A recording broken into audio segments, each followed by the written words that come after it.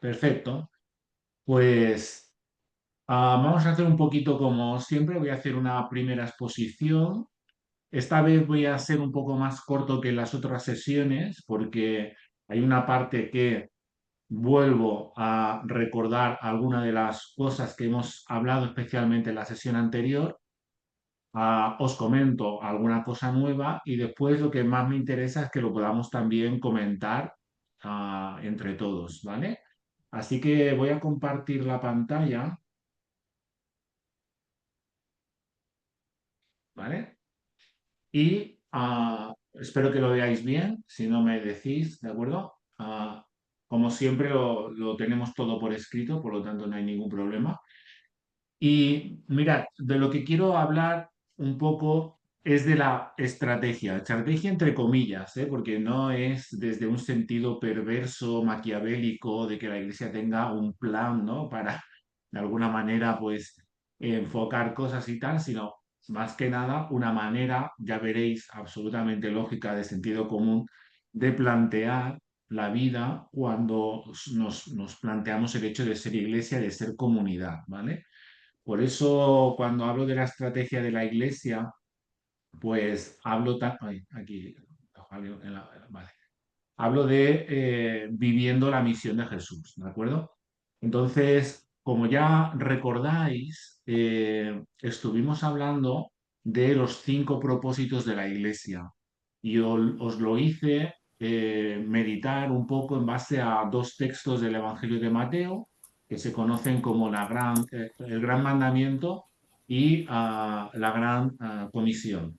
Son 2 textos de estos súper conocidos y que todos los creyentes deberíamos de conocer, que sirven para resumir todo el Evangelio de Mateo y también pues el Evangelio en general, ¿no?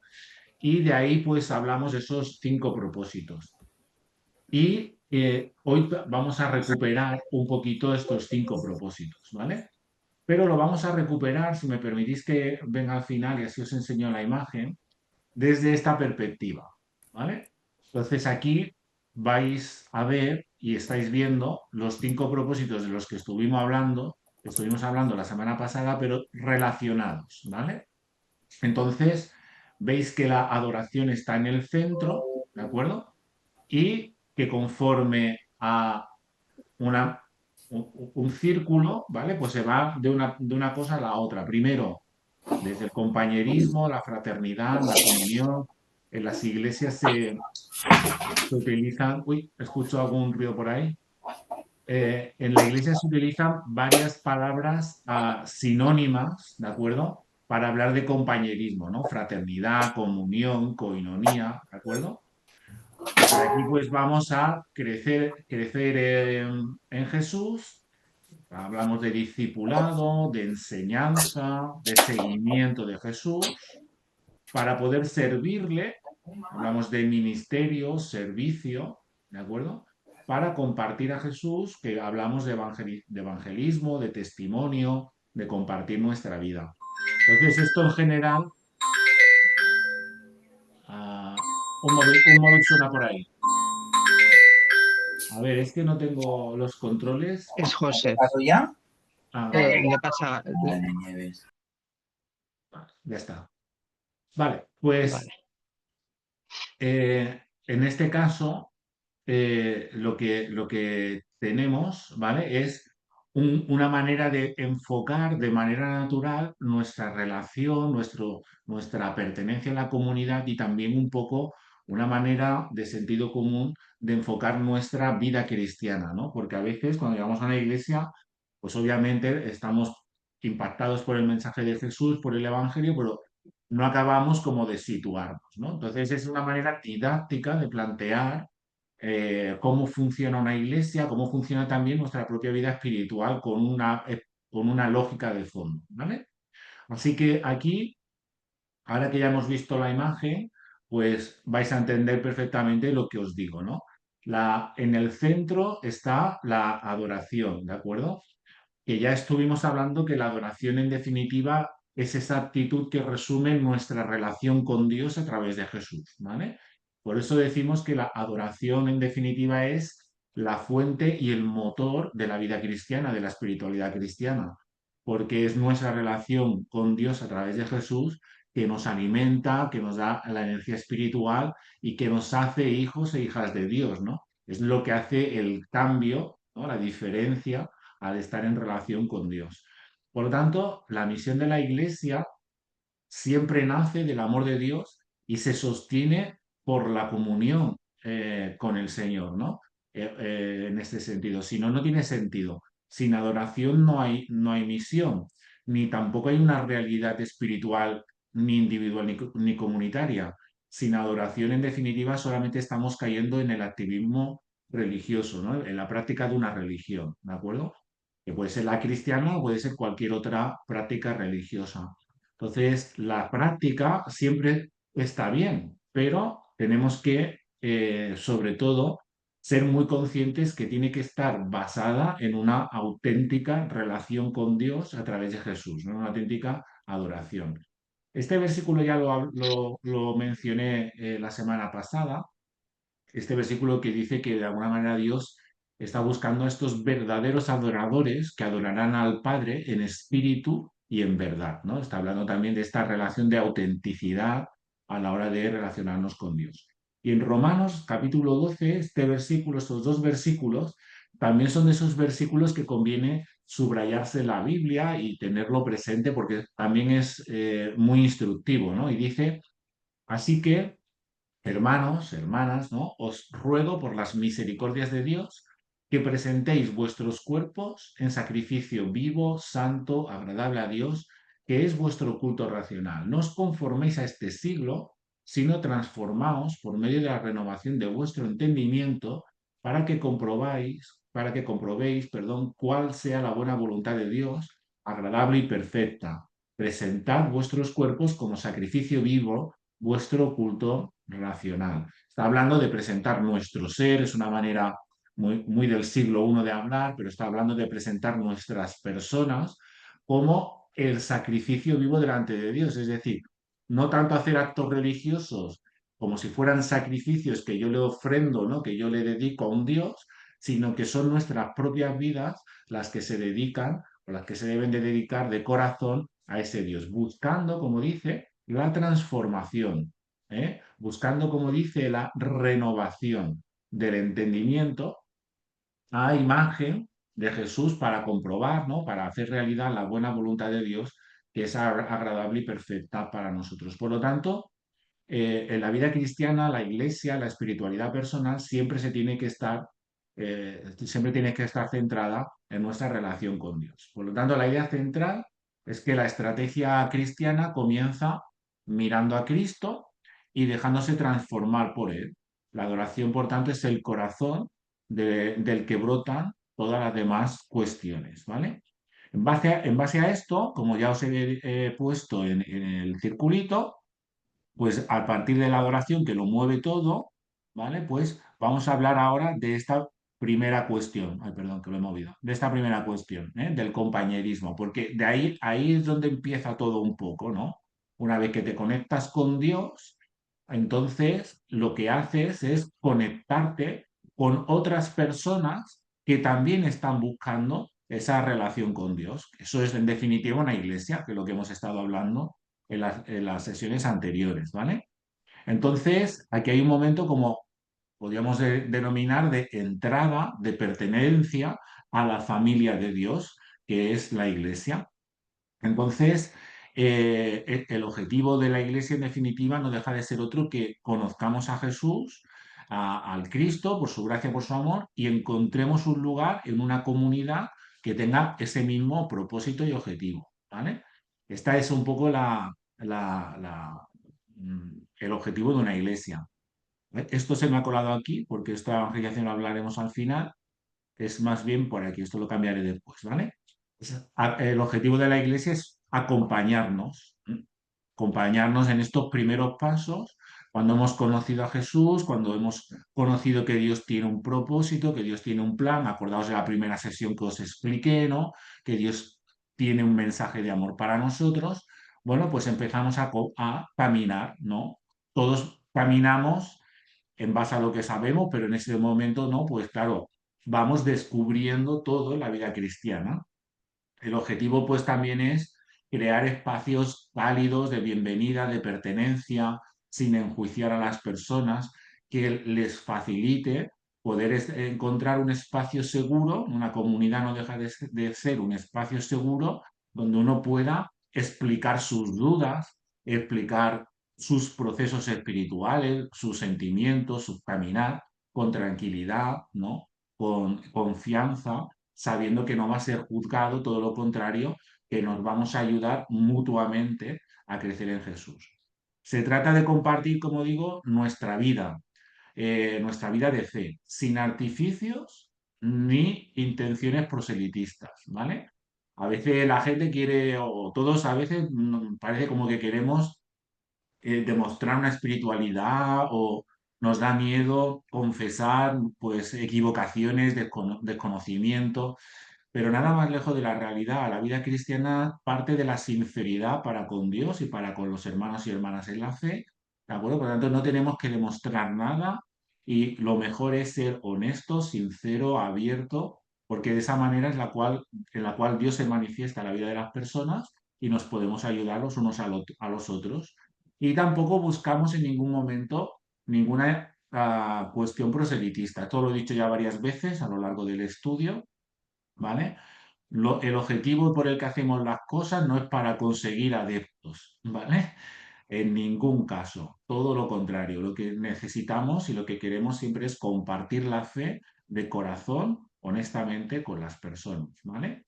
Hay un texto en Juan que es muy bonito porque dice, venid y ved, ¿vale? Y en definitiva una iglesia se lo podría poner, de hecho hay muchas iglesias que lo tienen como lema, ¿no?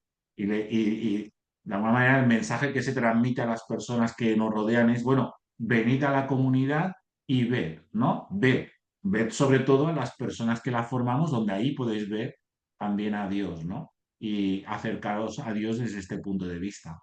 En Hechos 2, cuando la iglesia comienza, dice que el Señor añadía cada día a la iglesia los que habían de ser salvos. Es decir, la iglesia va creciendo desde el primer día que nació y siempre se están incorporando personas nuevas. En nuestra iglesia hay libertad, como es normal, como debe de ser absolutamente reconocido. Y ya veis que hay mucha gente que se acerca, que comparte, que conoce y por lo que sea deciden no seguir, pues está perfecto. Como digo, nosotros no somos proselitistas, ¿no? Nosotros solo compartimos el mensaje de Jesús para que sea de edificación para los demás y, por supuesto, para nosotros, ¿no? Por lo tanto, en este primer punto, el objetivo de una iglesia es pues que las personas puedan entrar en la iglesia, ¿de acuerdo? Que puedan formar parte de la iglesia, que conozcan a Jesús y que descubran en la iglesia una familia espiritual, una nueva familia espiritual. Esto parece una chorrada, ¿vale? Pero los que llevamos mucho tiempo en la iglesia nos damos cuenta de que no es tan tonto lo que decimos aquí, ¿no? Porque mirad, a veces en una iglesia la gente se conoce o hay gente que se conoce de hace más años, de hace más tiempo, que sabe cómo van las cosas, que van viviendo su vida, etcétera, etcétera. Y entonces a veces pues tienen este sentimiento de familia espiritual que cuando llega alguien nuevo les cuesta, ¿no? Como de dar la bienvenida a personas nuevas. A veces inconscientemente, ¿eh? Nunca se suele hacer con mala intención, ni mucho menos, ¿no? Nosotros en la iglesia, yo por lo menos como pastor, siempre intento enfatizar, y yo creo que la iglesia, para mí creo que es un punto fuerte que tenemos, es el espíritu de acogida, ¿no? Y siempre intento fomentar eso, que seamos una iglesia acogedora. Que no, la iglesia no es nuestra, la iglesia es de Jesús. Yo cuando hago la Santa Cena siempre lo digo, la Santa Cena no es mía, yo, aunque soy el pastor y la estoy, no es mi Santa Cena, es de Jesús, ¿no? Tanto la iglesia no es nuestra, es de Jesús. Ojalá la podamos compartir con más personas y se puedan añadir más personas con todas sus cosas en la vida y seguro que va a ser una riqueza esa pluralidad y cuantas más personas la formen, pues mejor, ¿no? Más rica es una iglesia cuanto más personas la conforman, ¿vale? Por tanto, yo os animo que en vuestra vida espiritual siempre seáis personas abiertas a que otras personas puedan incorporarse a la familia de la fe, ¿no? Segunda cuestión.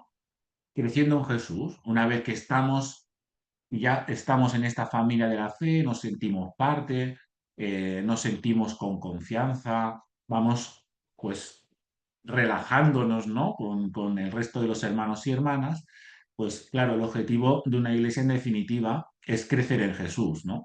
Y aquí hablamos de formación. A mí siempre me gusta hablar mucho más de madurez que de formación, porque la formación parece que es como la formación académica donde uno tiene que ir como adquiriendo cursos que vas subiendo, ¿no? En la vida cristiana, claro, hay una cierta progresión en el conocimiento, pero no es desde el punto de vista de que quien tiene más cursos, pues está por encima de los demás. De hecho, el conocimiento nos debería de llevar a una madurez espiritual. Después hablaremos un poco en base a esto, ¿vale? O lo que quiero decir con esto. Por lo tanto, el objetivo es acompañarnos en este proceso de maduración espiritual. Aprendemos con las predicaciones, pero aprendemos sobre todo compartiendo los unos con los otros. A veces aprende uno más y se inspira más y puede crecer más en la puerta de la iglesia cuando hacemos el pica pica, ¿vale? Que no a veces después de haber escuchado, ¿no? la predicación. Entonces, todo tiene y todo cumple su función. Claro, en una iglesia sana, la enseñanza bíblica siempre tiene que tener un protagonismo. Por eso nosotros cuidamos las predicaciones, ¿de acuerdo?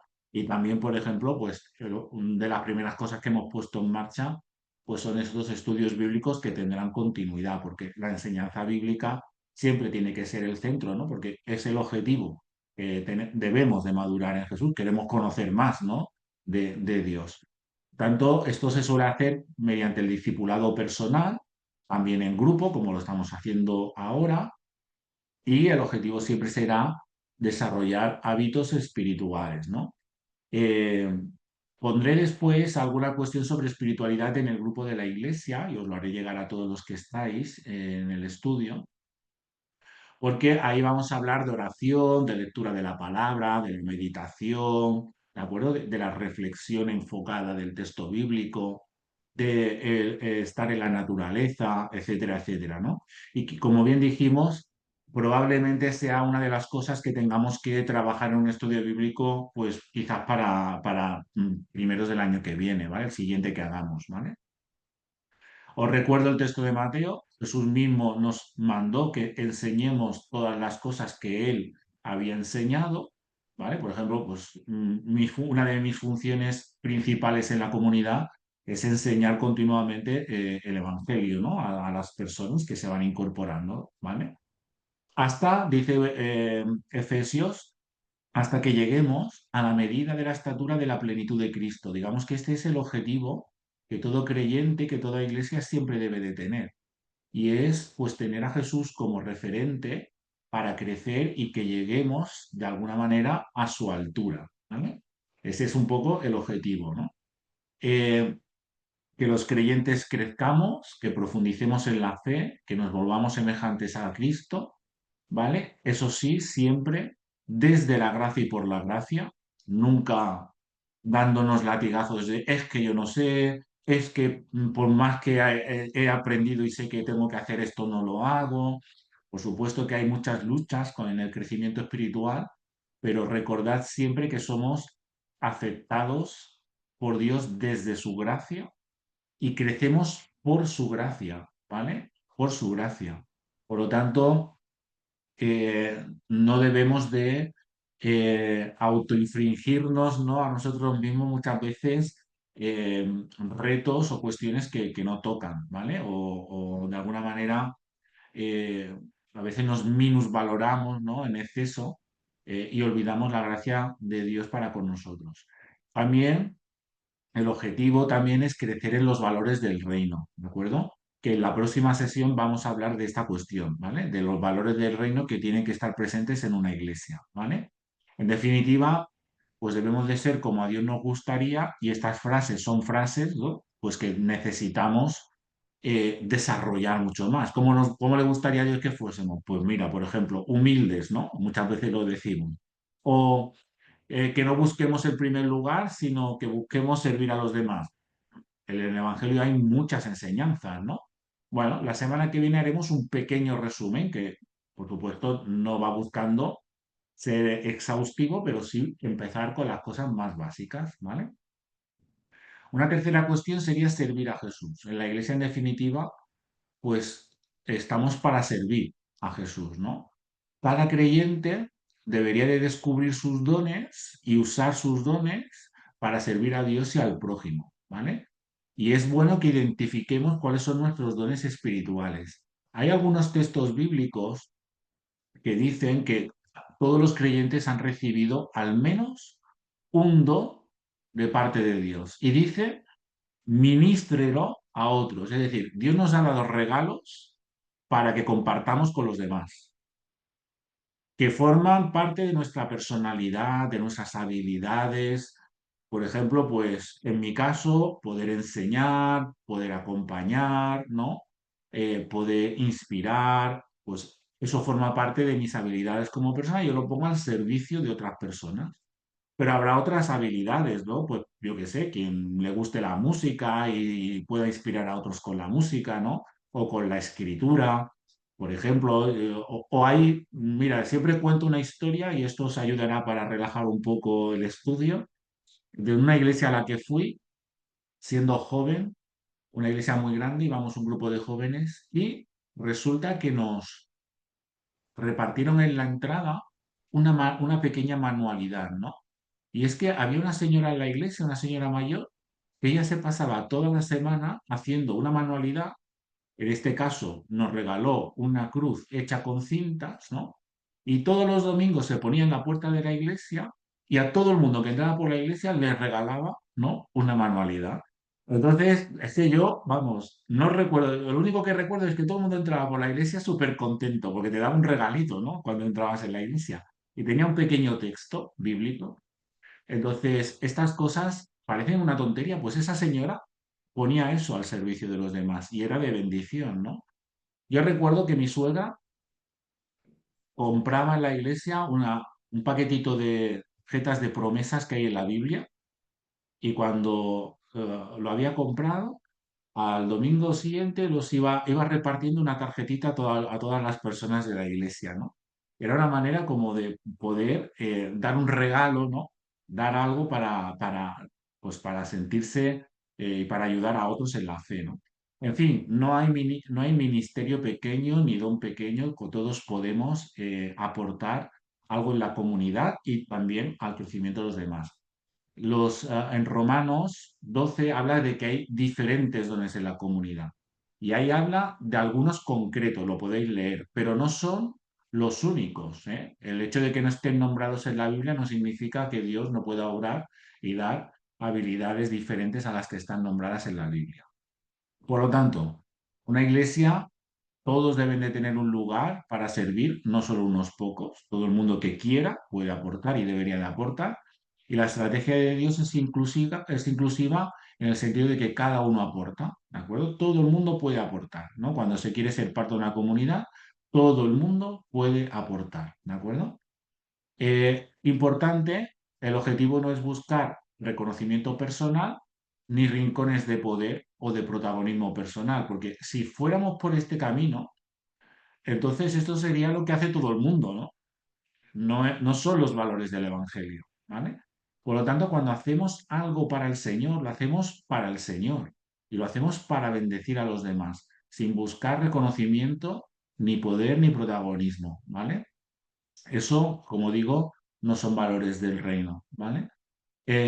Por último, hablo de compartiendo a Jesús una iglesia enviada, ¿vale? Porque en definitiva, la iglesia es misional, está en misión y busca alcanzar a otras personas, ¿vale? Por lo tanto, también buscamos ser testigos, testimonios en el barrio, en la ciudad, en el trabajo, en la familia, con los compañeros de trabajo, como digo, de manera no proselitista, ¿vale? Pero sí, obviamente, como a veces utilizamos esas metáforas, ¿no? De ser luz, por ejemplo, está bien como comunidad, obviamente, trabajar en proyectos de misericordia, de justicia, intencionales, ¿no? Donde podamos aportar nuestro granito de arena. Y también, por supuesto, tener una visión de misión local y global. Hay iglesias que se hacen grandes y acaban enviando misioneros, ¿no? Por ejemplo. o ayudando a proyectos misioneros en otros países, ¿no? Y la iglesia local ya no solamente genera dinero y servicio propio, sino que además lo da, ¿no? Para otras personas en otra parte. Yo me acuerdo en la iglesia donde estaba antes, que era una iglesia mucho más grande, pero se apoyaba a un proyecto misionero en Guinea. E incluso iban hermanos de la iglesia, ¿vale? Que podían dedicar tiempo de sus vacaciones para apoyar ese proyecto en Guinea, ¿no? O se hacían ofrendas especiales o tiempos de oración, o se hablaba con los misioneros que estaban allí para saber las necesidades. Quiero decir, hay un gran camino a recorrer, ¿no? Una iglesia no debe de estar solo centrada en sí misma, sino tener una mente abierta y un corazón abierto para todo lo demás, ¿no? Eso sí, hecho con intención, ¿vale? Para que sea eficaz. Por ejemplo, pues en Hechos se dice, me seréis testigo hasta lo último de la tierra, ¿no? La iglesia primitiva ya recibió esta enseñanza. O Mateo 28, como también os dije, y haced discípulos, ¿vale? Por lo tanto, los creyentes compartimos a Jesús con naturalidad, con convicción sana, ¿de acuerdo? Sin sectarismos, y una iglesia siempre tiene que ser de bendición para su entorno, ¿vale? Por eso, ahora que ya os he vuelto a repetir, ¿no? De alguna manera, aunque he explicado con otros matices los 5 propósitos, ahora veis, de alguna manera, cómo en la iglesia eso se pone en marcha, ¿vale? Jesús, ¿no? La adoración a Dios en Jesús es el centro, entramos en la familia de Dios, formamos parte de la comunidad, somos hermanos, hermanas, ¿no? En Jesús, aparte de hijos e hijas de Dios, somos hermanos y hermanas, vamos creciendo en Jesús, a eso llamamos discipulado, para poder servir cada día más y mejor a Jesús, eso es servicio, con el objetivo de compartir a Jesús, ¿vale? En muchísimas maneras, y a eso muchas veces le llamamos evangelismo, evangelización, misiones, etcétera, etcétera, ¿vale? Por lo tanto, como veis, los propósitos de una iglesia hacen que la iglesia sea dinámica. Una iglesia no es estática, ¿vale? Y una iglesia no es solo el culto, en donde está muy centrado a pequeñas pinceladas para ir cultivando todos los propósitos. Una iglesia tiene mucho donde poder empezar a enfocarse y hay un cierto orden. ¿Por qué? Porque mirad, según uno va creciendo en el compañerismo, en la fraternidad, también va a ir creciendo en el discipulado. Según se va creciendo en el discipulado, se va creciendo en el servicio y en el ministerio. Según se crece en el ministerio, se va dando a los demás. Y esto influye para que la iglesia reciba nuevas personas y se siga creciendo. Entonces es una cadena de crecimiento, ¿vale? A veces también hay personas que pues, pretendemos, ¿no? Servir a Jesús, queremos hacer esto, pero a lo mejor todavía no hemos discipulado nuestra vida adecuadamente o aún nos falta establecer buenas relaciones en la comunidad que nos sirvan de edificación. Entonces, todo tiene que ir con un cierto equilibrio, ¿de acuerdo? Porque si algo se desequilibra, ¿no? Si algo va con desequilibrio, pues vamos a notar que la vida cristiana no va del todo bien, ¿no? Debemos de procurar siempre crecer con un cierto equilibrio, ¿vale? Y ahora ya acabo y os doy la palabra. Aquí se me ha quedado un poco pequeño, a ver si lo hago más grande. Mira, si esto fuese una iglesia y las personas que hay alrededor, esto también es interesante, aunque no me gusta mucho porque me he bajado la imagen de internet, la quería hacer yo porque no me gusta la palabra líderes, ¿vale? Y ya os explicaré mis neuras de por qué no me gustan las palabras, esa palabra líder, ¿vale? Porque tiene una connotación que a mí no me acaba de convencer, ¿vale? Pero espero que me podáis entender con lo que quiero decir. Si aquí hay un grupo de personas, la comunidad es, por ejemplo, la gente que vive en el barrio donde nosotros estamos, ¿vale? Nosotros estamos en un barrio en Barcelona y allí vive mucha gente. Esta gente, pues, de alguna manera son el objeto de nuestra misión, ¿no? Nosotros queremos compartir a Jesús con ellos, ¿vale? Después hay otro círculo que esto se llama la comunidad, pues hay otro círculo que podríamos denominar como la multitud, que es gente que puede venir a adorar a Dios. Fijaos que mucha gente entra en nuestra iglesia y yo siempre, bueno, ya sabéis lo que decimos en la iglesia, ¿no? Siéntete libre de compartir el culto con nosotros, participa de la Santa Cena si lo crees en conciencia que lo tienes que hacer, acércate a Dios. Por supuesto, acercarse a Dios es siempre algo que todas las personas pueden estar buscando en nuestra iglesia. Está abierta a que todo el mundo pueda acercarse a Dios.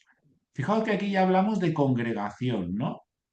Aquí ya hablamos más realmente de lo que es la iglesia en sí misma, ¿no? Porque la congregación ya tiene que ver con la comunión fraternal, es decir, con aquellos que ya no solamente buscan relacionarse con Dios, sino que quieren que Jesús sea su Señor, su Maestro, su Salvador, y quieren compartir la fe con otros que tienen esa misma fe, ¿vale? En ese sentido, como digo, es la familia de Dios, es la iglesia en sí misma, ¿no? Por lo tanto, aquí ya hablamos de fraternidad, de esta hermandad en Jesús, ¿vale? Después hay un circulito que pone comprometidos, ¿no?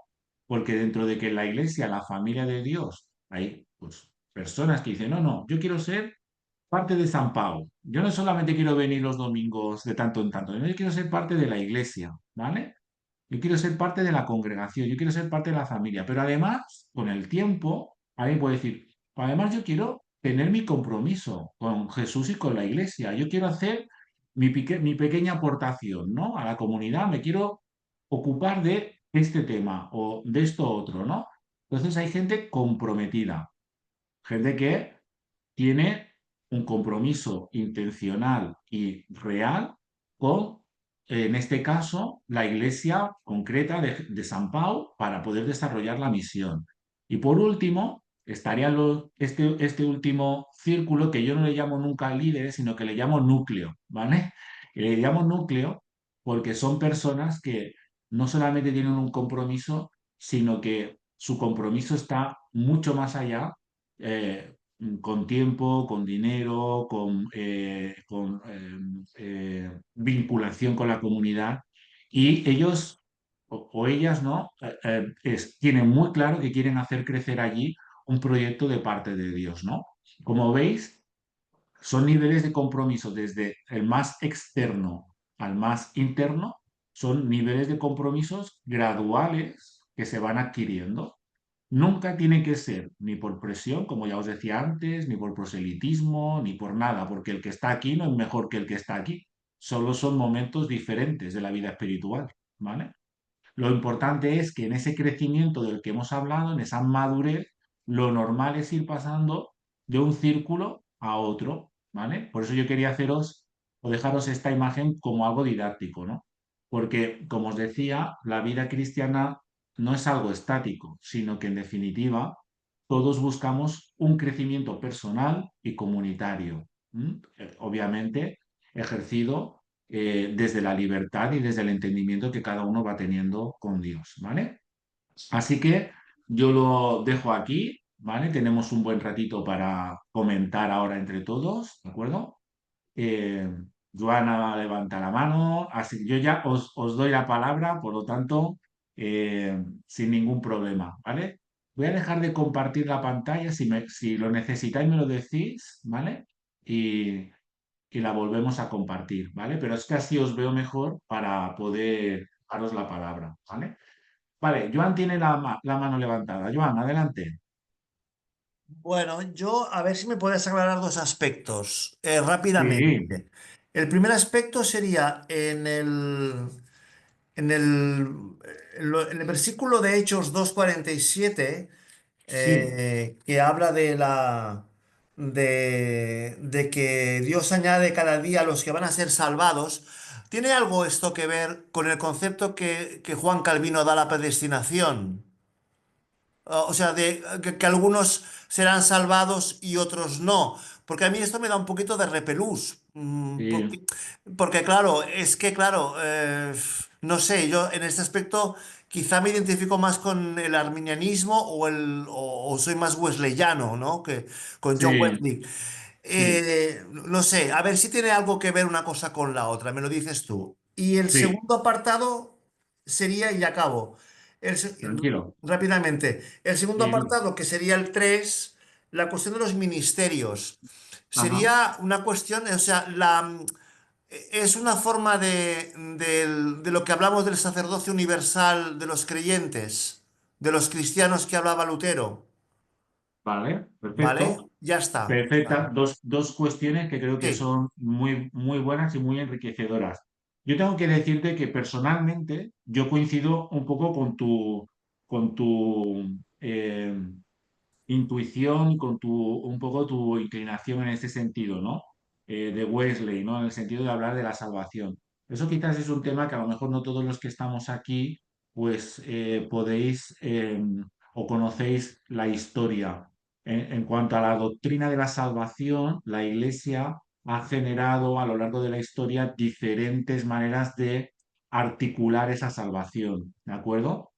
Hay una de ellas que surgió especialmente a raíz de la Reforma o de una parte de la Reforma que hablaba de la predestinación, que lo que quería decir es que algunos reformadores entendieron que las personas que eran salvas, ¿vale? Dios las había decidido de antemano y que ya se sabían quién eran los salvados y los que no. Esto estuvo muy discutido y ha sido muy discutido por otros teólogos y sigue siendo absolutamente discutido. Mirad, yo os voy a decir cómo lo planteo porque yo no creo que todas estas discusiones sobre la salvación tienen una importancia y tienen un interés, pero en el contexto histórico en el que se dan, ¿de acuerdo? Entonces, claro, hoy en día ya no estamos ni en el siglo XVI ni XVII, ¿no? Y por otra parte, la salvación, tal y como ellos intentaban definir ese intercambio, ese debate, claro, hablaban de unos conceptos de salvación, ¿no? Pues como de no ir al infierno, de ir al cielo, de unos conceptos de persona como de espiritual, etcétera, etcétera. Claro, las personas somos todo, ¿no? Somos físicos, somos espíritu, ¿no? Somos seres integrales.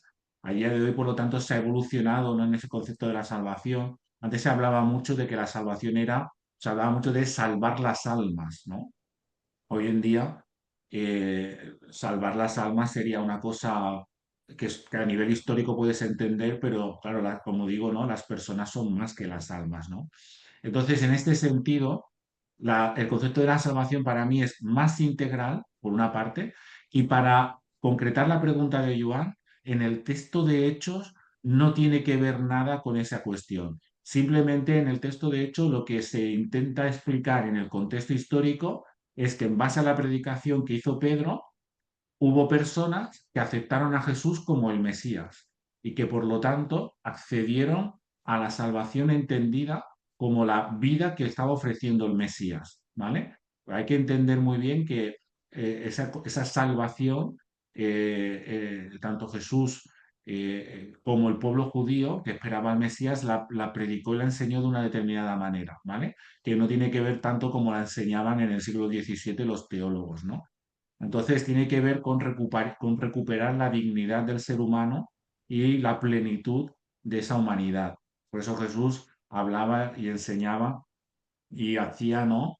Y procuraba dignificar a las personas. Entonces la salvación, esas personas que adquirían la salvación, era porque estaban respondiendo al mensaje de Pedro y Pedro había predicado, si os leéis su predicación, que está escrita, ¿vale? En Hechos, pues su predicación es que ese Jesús que ha sido crucificado y que ha resucitado es el Cristo, es el Mesías, es el enviado de Dios, ¿vale? Eso es lo que Pedro está predicando y cuando se habla de los salvados es de aquellos que están aceptando esa predicación de que Jesús es el Cristo, ¿vale? Por lo tanto, esta es la primera apreciación mía con respecto al tema de que comentaba Joan, que ni que decir tiene que sería súper interesante dedicar un estudio bíblico solo al concepto de la predestinación, ¿vale? Pero eso ya se nos iría un poco. Pero ya por lo menos he podido contestar con respecto a la pregunta concreta de Hechos. Y con respecto a lo que hablas del sacerdocio universal, tienes toda la razón. Es que es así, ¿de acuerdo? Has acertado de pleno. De hecho, doctrinalmente hablando, o cuando hacemos un curso de catecumenado para la gente que quiere entrar en la iglesia, porque yo siempre me gusta explicar las cosas bien, siempre hablo de ese concepto de sacerdocio universal, que significa que especialmente los protestantes creemos que todos los creyentes ejercen el sacerdocio. Un sacerdote es un mediador entre Dios y los hombres, ¿vale? La Iglesia Católica, cuando surge la Reforma, ese sacerdocio solo lo podían ejercer los sacerdotes que habían sido estipulados, ¿no? Como tales, ¿no? Igual que hoy, pues los sacerdotes en la Iglesia Católica no son ordenados como sacerdotes y solo ellos pueden mediar delante de Dios y de los hombres. En la Iglesia protestante, a raíz de estas lecturas que, por ejemplo, hemos compartido ahora, de tantos textos que hablan de que todos tenemos dones y que todos servimos, entendemos que el sacerdocio es universal. Es decir, que todos los creyentes son ministros de Dios. Hemos leído el texto de Pedro, ¿no? Que decía, todos tenéis un don, ministrarlo a los otros, ¿no? Ministrelo a otros, ¿no? Por lo tanto, en ese sentido, todos somos ministros, servidores. Un ministro, en definitiva, es un servidor. Un pastor evangélico, un pastor protestante, no es un sacerdote católico, ¿vale? Incluso aunque yo me pongo toga, no me la pongo para decir que yo soy una persona diferente al resto de la comunidad, ¿vale? El sentido de la toga en la iglesia protestante no tiene el mismo significado que que la toga de un sacerdote católico, ¿vale? Los pastores protestantes somos servidores en el mismo grado que el resto de la comunidad. Lo que sí que se reconoce con la toga es que la iglesia ha reconocido que tenemos un don pastoral y que tenemos una enseñanza recibida, fundamentada en un seminario, como para poder compartir con otras personas y poder cuidarnos tanto de la pastoral como de la enseñanza en una comunidad. Por eso llevamos la toga. Yo siempre pongo el ejemplo, por ejemplo, cuando un abogado se pone la toga, ¿vale? Cuando los abogados se ponen la toga, no se ponen una toga para decir que son mejores que otros abogados o que están por encima de los otros abogados, porque todos los abogados se ponen toga, ¿no? Sino que se ponen la toga porque son personas que están formadas en derecho y van a ejercer la representación de un cliente. Entonces nosotros, cuando nos ponemos una toga, que yo me la pongo a veces en la comunidad, lo único que quiere decir es que la iglesia ha elegido, porque las iglesias protestantes eligen a sus pastores, ha elegido a una persona y ha reconocido en esa persona unas habilidades pastorales y de enseñanza. Por eso a mí cuando se me ordenó en talleres, lo que se me reconoció por parte de la iglesia es que tengo esas habilidades pastorales y esa capacidad para poder enseñar y esa formación para enseñar, ¿vale? No doy salvación de parte de Dios a las personas, no absuelvo pecados, no administro sacramentos, ¿no? Como lo haría un sacerdote católico, ¿vale? En ese sentido, hay esas diferencias. Por eso la observación que ha hecho Joan es muy apropiada, porque cuando hablamos de los dones de la comunidad, de todos los creyentes, de que todos formamos parte, es porque en la Iglesia protestante tenemos este concepto doctrinal de el sacerdocio universal. Todos somos, ¿vale? Usados por Dios para ministrar a los demás, ¿de acuerdo? No sé si hay alguna duda al respecto que pudiera ser, ¿vale? Es un tema a veces difícil eh, difícil de entender por las diferentes, por los diferentes matices, ¿no? De las comunidades, pero yo creo que más o menos lo hemos entendido. Dice Joan, Víctor Hernández manifiesta que al ponerse la toca indica que él está sirviendo a la palabra. Exacto. Es una manera de expresarlo, ¿de acuerdo? Porque como digo, se puede expresar de muchas maneras, ¿no? Servir a la palabra. En definitiva, hay que entender que la palabra es Jesús, ¿no? Como bien decía Juan, que es el logos, es la palabra, es Jesús. Y por otra parte, estás sirviendo a la palabra de Dios, estás ministrando, estás dando la palabra de Dios, ¿de acuerdo? A los demás y lo estás haciendo con un reconocimiento de la comunidad. ¿de acuerdo? No lo estás haciendo porque eres un espabilado, porque tal, pero no, no. Las iglesias protestantes siempre nos cuidamos mucho de que los pastores y pastoras tengan formación teológica para poder compartir la palabra con propiedad, no con infabilidad, que son dos cosas diferentes, ¿eh? Sino con propiedad, con sentido. Fijaos que yo muchas veces cuando predico la palabra digo mi opinión, siempre os digo y siempre oramos que el Espíritu Santo ilumine la palabra a cada uno, ¿de acuerdo? Que todo el mundo es libre de hacer esa palabra suya. Fijaos que yo siempre utilizo esas expresiones, ¿de acuerdo?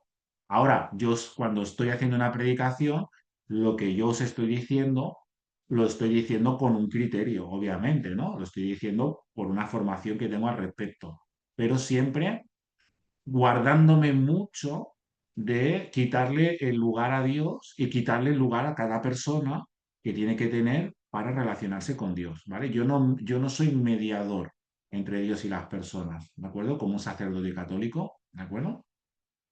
En fin, si hay alguna duda más al respecto, la podemos seguir hablando, pero te agradezco, Joan, la pregunta, ha sido muy, muy apropiada, ¿vale? No sé si tenéis alguna cosa más, supongo que sí.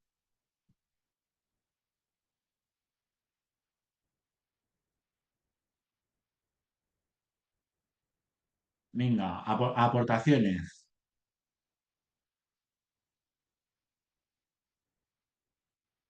o dudas, o si queréis que enfoquemos alguna cosa un poquito más.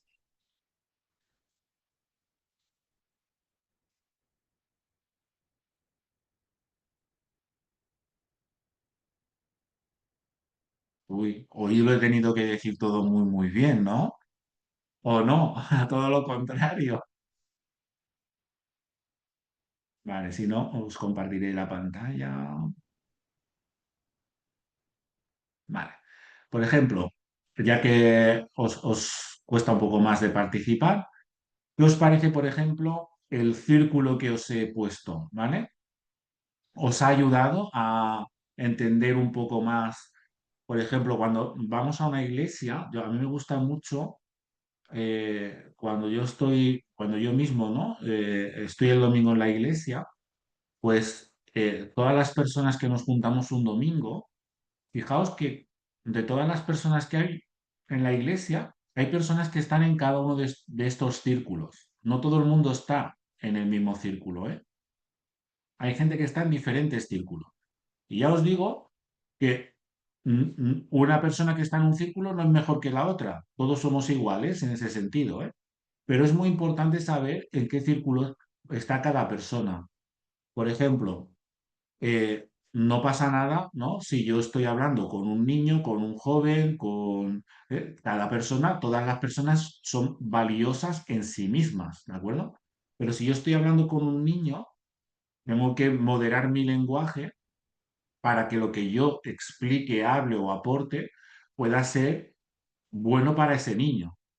Si estoy hablando con un chaval joven, pues tengo que hablar de manera que a ese chaval joven le pueda ser beneficioso, ¿no? O tengo que interactuar o darle o ayudarle en base a lo que esa persona necesita. Fijaos que, como digo, cada persona que viene a una iglesia viene en un momento diferente, ¿vale? Y está bien, primero, acogernos a todos, que ya lo hemos hablado antes, ¿no? Pues sin enjuiciar a nadie, pero a lo mejor hay alguien que, oye, ha oído hablar de la iglesia, tiene curiosidad, no tiene muy claro bien bien qué hacemos, pero bueno, quiere saber. Pues bueno, cuando yo voy a hablar, a saludar, a compartir, hombre, no le voy a hablar de, como decíamos ahora con Joan, ¿no? A lo mejor no es el momento de hablarle de la predestinación, porque el pobre persona no sabrá ni de lo que le estoy hablando, ¿no?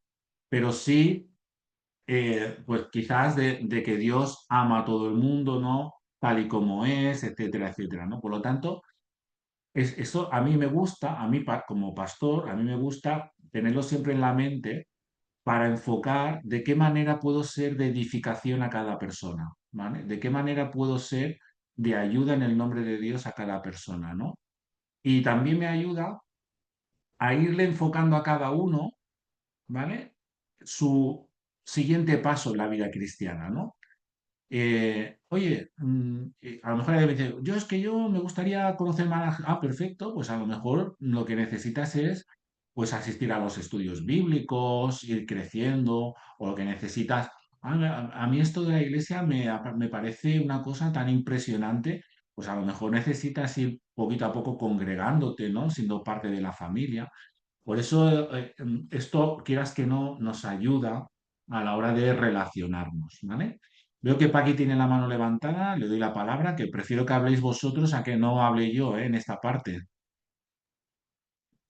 Sí, a ver, yo sabéis que soy como novata en todo esto, incluso en ser creyente, ¿eh? Porque yo, eh, como dice mi hermana, vosotros tomáis café con Dios cada día, pero yo no. A mí muchos días se me olvida, ¿eh? Que existe.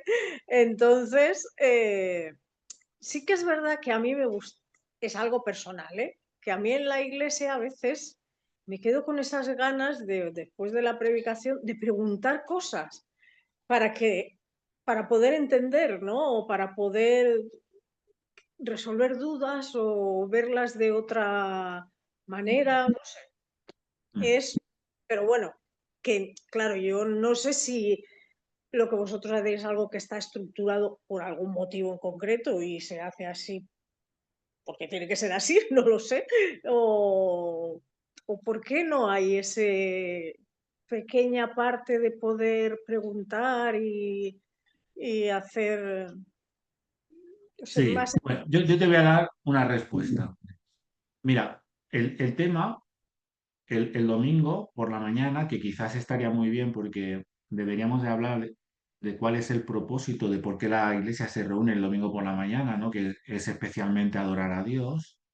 Pues claro, eh, por ejemplo, tú tienes interés en poder profundizar en la predicación, por ejemplo, ¿no? Y hacer alguna pregunta al respecto.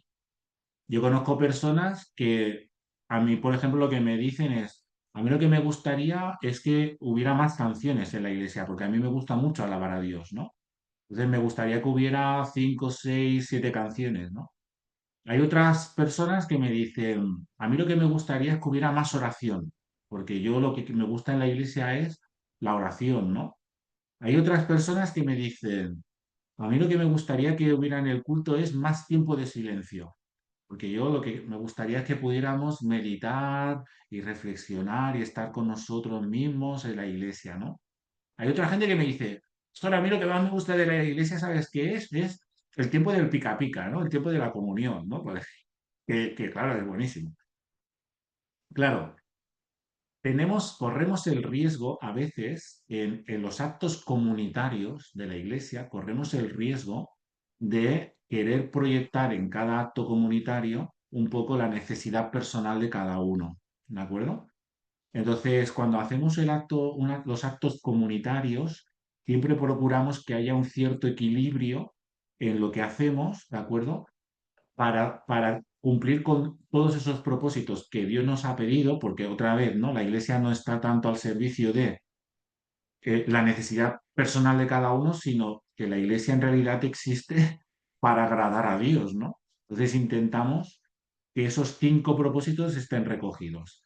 Claro, todo el mundo que a mí me dice estas cosas que yo te he comentado y otras muchas, ¿de acuerdo?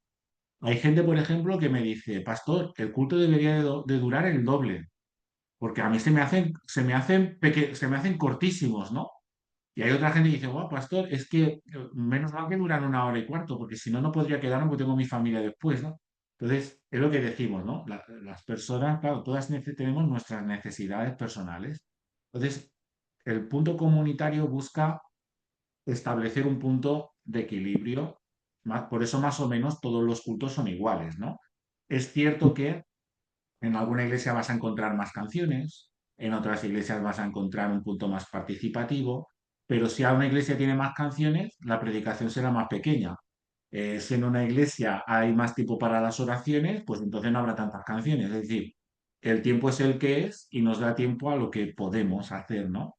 ¿Qué hacemos en la iglesia?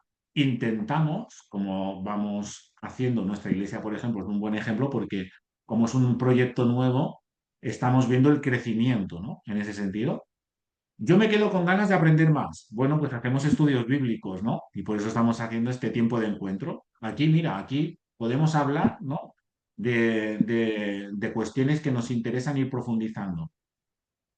Ojalá podamos poner más adelante un tiempo para la oración compartida, ¿no? Y poder orar juntos, ¿no? Ah, por eso hacemos a veces comidas fraternales en la iglesia, porque como el pica pica nos va tan bien, pues que haya un día, aunque sea uno al trimestre, ¿no? Que podamos quedarnos a comer y que podamos disfrutar de charlar los unos con los otros y poder estar bien, ¿no? Entonces, al final, cuando se trabaja comunitariamente, tenemos todos que renunciar a una parte de las expectativas personales para poder trabajar o dar lugar un poquito a todo, ¿no? Yo a veces, que soy un poco el que recibe los comentarios de todos, al final te vas dando cuenta, o lo que a veces buscamos, también con ayuda de un consejo de iglesia, ¿no? En este caso de un grupo motor, ¿no? Es siempre ir evaluando para estar en un equilibrio, siempre ir evaluando para estar en un equilibrio y después ir supliendo las necesidades con cuestiones extras, ¿no? Hace poco me escribían, me gustaría que pudiéramos hacer encuentros de Jesús inclusivo, porque hay personas del colectivo LGTBI que les gustaría mucho poder reunirse para poder aprender más, tal, tal, tal. Entonces, claro, yo me doy cuenta que si mi vida tuviera en vez de 24 48 horas, podría estar 48 horas dándole a todo el mundo. Entonces, a donde voy con esto es que ya no solo la iglesia, sino la vida en general, ¿no? O sea, vas a un concierto de un grupo que te gusta, pues el concierto va a durar 1 hora y media y ahí a lo mejor a ti te gustaría poder estar 5 horas, ¿no? Pero se tiene que acotar y se tiene que suplir de otras maneras las necesidades de cada persona. A mí con esto también me gusta subrayar un poco que en la iglesia, ya lo hemos hablado en los estudios, pero es una buena ocasión para subrayarlo, en la iglesia tiene que haber un equilibrio entre lo personal y lo comunitario, ¿vale? La iglesia es comunidad y está compuesta por personas. Entonces, tiene que haber un lugar para cada persona al mismo tiempo que tiene que haber un lugar para lo comunitario. Y las dos cosas forman parte del plan de Dios, porque cuando se trabaja lo comunitario tengo que hacer renuncias personales que no siempre me gustan, porque a lo mejor yo qué sé, a mí me gustaría más una cosa o la otra. Y cuando se trabaja lo personal, pues la comunidad también tiene que ir poco a poco dando una respuesta a las personas, ¿no? Que la forman. Por lo tanto, es un intercambio, un diálogo continuo, ¿no? Un estira y arronsa, que decimos en Cataluña, ¿eh? Un estira y afloja, para poder suplir lo comunitario y lo personal, ¿no? Y yo creo que, por eso digo que es el plan de Dios, porque en una sociedad donde se promueve la individualidad, lo comunitario cuesta, porque siempre tienes que renunciar a una parte personal de tus gustos personales, ¿no? Y lo comunitario cuesta, pero lo comunitario es parte del plan de Dios. O sea, renunciar a lo que yo quiero por el bien común sigue siendo parte de la enseñanza de Dios. O sea, ser comunidad en sí mismo es parte del proyecto de Dios, ¿no? En fin, Eh, ahí te dejo solo, algunas cosas para reflexionar, ¿eh? Aquí. solo, ¿no? Porque conforme vas leyendo la Biblia, ¿no? Cosas que te van viniendo era la manera que tenía de hacer el ministerio Jesús y de cómo lo tenían las personas que enseñaban, lo que se enseñaba en aquella época, ¿no? Y entonces siempre veías que Jesús era como muy activo, hacía participar, invitaba a pensar, les explicaba, les hacía partícipes y entonces piensas, ostras, pues Jesús formó un ministerio, o sea, una enseñanza muy basada en la actividad y no en la pasividad, ¿no? De lo que eran las iglesias, por lo menos lo que yo veo, a lo mejor a través de series, que a lo mejor no era así, ¿eh? A lo mejor es una idealización, ¿no? Pero es aquello que dices, ostras, Jesús era una persona que invitaba mucho a sus discípulos a participar y les preguntaba cosas y qué opináis y la enseñanza de las parábolas y qué quiere decir esto. Entonces, es eso, no es esa actividad de decir, si quieres aprender, ¿no? Pero de una manera más... Sí, nosotros estamos muy acostumbrados a leer los evangelios y a ver mucho los evangelios desde las películas que se han ido haciendo, pero por ejemplo el evangelio también nos relata cómo Jesús va a la sinagoga, ¿no? Y en la sinagoga Jesús no se pone a interactuar con las personas, sino que está en la sinagoga, ¿no? O Jesús va al templo, ¿no? Y interactúa en el templo. Entonces, Jesús participa del movimiento religioso de su época y de su cultura y lo hace en cada contexto según lo que es apropiado, ¿no? Es decir, en su contexto cultural existía la sinagoga, existía el templo y existía los rabís, que él no era el único maestro, o sea que él era un maestro que afirmaba ser el Mesías, ¿no? Esto es luego la gran novedad de Jesús, él afirmó ser el Cristo, ¿vale? Y como todos los demás rabíes, en esa escuela, en esa manera antigua de enseñar, se enseñaba, como decían los griegos, peripatéticamente, ¿no? Eso no solamente lo hacía Jesús, también lo hacían los filósofos griegos. Los filósofos griegos cogían a sus alumnos y iban paseando, que eso significa peripatético, ¿no? Paseando, ¿no? Iban enseñando. Nosotros somos más de la escuela aristotélica, ¿no? Que sí que se empiezan a hacer las academias, que vienen de Aristóteles, y que tienen estas maneras de hacer la formación un poco como nosotros en el mundo occidental más o menos la conocemos. En la iglesia hacemos un 50-50. En el momento de la predicación de la palabra, en la comunidad, el domingo, en medio de un acto cúltico, ¿no? Que sería semejante a la sinagoga, ¿no? De Jesús, se hace pues muy parecido a lo que se hacía en el tiempo de Jesús. Se hacía una exposición de la palabra y se recibe, se escucha con una participación muy leve porque estamos haciendo un ejercicio comunitario, ¿vale? Es igual que cuando se hay un tiempo de oración. Cuando se ora en la comunidad, solo ora una persona y dice, los demás decimos amén, ¿no? En un culto de oración, pues todo el mundo participa con su oración. En un estudio bíblico, como estamos haciendo hoy en día, como estamos haciendo hoy, pues sí que tenemos el tiempo para desarrollar un tema, preguntar, interactuar o dedicarnos más. Suele pasar que cuando a las personas les dices, bueno, el culto tiene este objetivo, llegamos hasta aquí. ¿Por qué no quedamos el jueves para hacer un estudio bíblico? Y así tenemos más tiempo. Pues normalmente ya asisten menos personas, porque quieras que no, ya es un esfuerzo, es otro contexto, es otra manera, es un añadido. Entonces, tenemos que ir como equilibrando una cosa con la otra. En cuanto a la actividad interactiva, es cierto que la enseñanza, cuanto más interactiva es, más llega en ese sentido. Entonces, se cubren diferentes propósitos, ¿eh? Hay momentos para escuchar, hay momentos para interactuar, como por ejemplo es este que estamos teniendo, y se va combinando.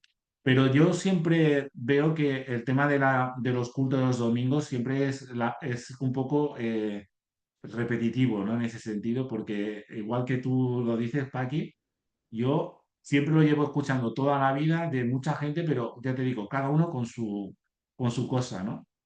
Y entonces al final te das cuenta de que el culto en sí mismo eh, no tiene mucho margen, ¿no? Puedes cambiar unos minutos para aquí, unos minutos para allí, ¿no? Hace poco alguien me decía, pastor, ¿por qué no hacemos una oración por la iglesia perseguida?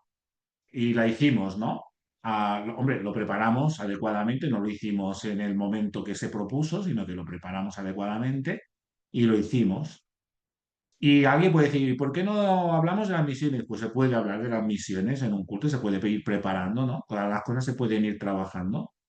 Pero claro, al final yo oro por el medio ambiente, por ejemplo, a mí es un tema que me preocupa mucho y cada día oro por el medio ambiente, ¿no? Por diferentes cuestiones. Otras personas por los cristianos perseguidos, otras personas por los misioneros, otras personas. Y entonces, no podemos coger cada domingo y orar por cada uno de los temas de interés de todos los cristianos, porque no habría suficiente culto en todo el domingo para poder orar por todos y cada uno de los temas de interés de cada creyente. Entonces, al final, la iglesia es como que va haciendo partes, ¿no? Poquito a poco, y al final es cierto que con los años y con el tiempo, eso se va acumulando, eso va cubriendo al final de manera más global toda la vida cristiana. Vale, dejamos palabra a Gabriel, que había pedido. Bueno, la había bajado porque ya habíamos pasado el tiempo. Es Solo, verdad. solo decir un par de cosas. Em, Está bien, es un estímulo, Paqui, que tengas ese interés, esas dudas, porque, a ver, yo creo que en una reflexión, en una predicación, siempre surgen dudas o algo en lo que trabajar. Y eso es muy positivo. Igualmente, en la comunidad, ahora lo contextualizo en nosotros, se han generado espacios, están generando, por ejemplo, este espacio de reflexión que ha generado em, Ismael, y por ejemplo, en verano, el espacio que generamos era diferente, porque era un culto acompañado de manera diferente, por eso se interactuó más. Eh, es bueno porque al final también eso es un reflejo de las diferentes sensibilidades, de los diferentes dones y de las diferentes maneras de servir en la comunidad, y a eso iba. Eh, eh, la cuestión de los servicios es que me ha gustado mucho el último esquema de los círculos concéntricos. Me ha parecido interesante porque al final los círculos no son estáticos y hay algunas dimensiones de que uno las tiene más consolidadas en uno de los círculos y en otros momentos estás más en otro círculo porque estás sirviendo de otra manera. Entonces, en ese sentido, yo lo veo todo, en el fondo, como siempre he dicho, que es una parte de un proceso. Y en ese sentido, los 5 puntos que nos has dado digamos, la configuración de estos procesos, ¿no? Y eso me anima, porque a veces piensas, ¿a dónde has llegado? Dices, no, no, has llegado a empezar a continuar caminando, ¿no? Y eso es bueno. Y va en el mismo sentido que tú, Paqui, ¿vale? Esto, tengo mis dudas, pero puedo consultar a Ismael, puedo consultar a otras personas de la comunidad, puedo compartir con ellas, y entonces eso es lo que al final me configura el poder seguir este proceso. Y me callo. Bueno, gracias por la aportación. Lo bueno de los círculos concéntricos es que ahí estamos todos. Y a mí eso me parece maravilloso, ¿no? Que todas las personas están ahí, están en ese círculo. Y yo, por ejemplo, como pastor, pues lo digo, yo estoy encantado de que en una iglesia se contemplen a todas las personas, porque todas las personas están ahí, ¿de acuerdo? A mí no me gustan las iglesias que dicen, nosotros somos una iglesia y no queremos saber nada de los que tienen dudas o de los que se acercan a Dios de otra manera. Mm, Nosotros, yo siempre digo, todas las personas tienen a Dios en sus vidas de una manera o de otra. Y por eso ese círculo ahí se incluye a todas las personas. Cierto es que como iglesia cristiana que somos, seguimos a Jesús, al Cristo, ¿no? A ese Dios que se ha manifestado en Jesús, y por lo tanto nosotros vamos a ir creciendo en esa fe y de manera respetuosa hacia la libertad de todos y de manera progresiva, pues nos acompañamos en ese proceso de crecimiento y de compromiso que significan los círculos. Pero siempre todo el mundo puede estar en el círculo que quiera estar, ¿no? Para mí, por lo tanto, es una manera de entender que la Iglesia siempre tiene que tener a todas las personas presentes y tienes que ser de beneficio, de ayuda, de edificación a todas las personas, ¿de acuerdo? Y conforme a cada una de esas personas vaya queriendo moverse dentro de esos círculos, pues irles ayudando, ¿no? Como decíamos antes también, ¿no? Pues con los diferentes propósitos que hay en la iglesia y con los diferentes ministerios, servicios y maneras que hay en la iglesia, ¿de acuerdo? Eh, no me quiero alargar ya mucho más porque ya estamos a las 9 menos cuarto, ya es hora de ir recogiéndonos, ¿de acuerdo?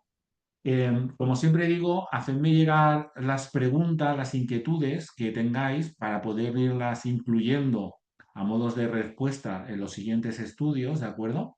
Si Dios quiere, para la próxima semana tendremos el último para concluir este tema, estos temas que hemos estado hablando en torno a la iglesia, pero vamos a volver en enero con otros temas, ¿vale? Ahora en diciembre vamos a concentrarnos en la Navidad.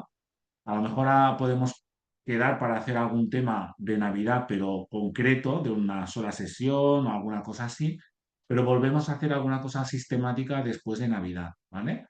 Para que podamos, como decíamos antes, ir aprendiendo poquito a poco, ¿no? En fin, es granito de arena a granito de arena, poquito a poco, ¿eh? Jesús siempre trabajaba con las personas de esta manera, ¿no? Poco a poco y sembrando en los corazones, y de eso se trata, ¿no? Y irlo cultivando. Así que contento, agradecido por vuestra presencia. No sé si alguien tiene alguna última cosa que decir. Si no, lo dejamos aquí, ¿de acuerdo? Compartiré el estudio en YouTube de manera oculta y como siempre os haré llegar los enlaces si lo queréis recuperar, ¿de acuerdo? Y si os falta cualquier sesión o no habéis podido acceder, pedídmelo por favor para que os mande los enlaces oportunos, ¿vale?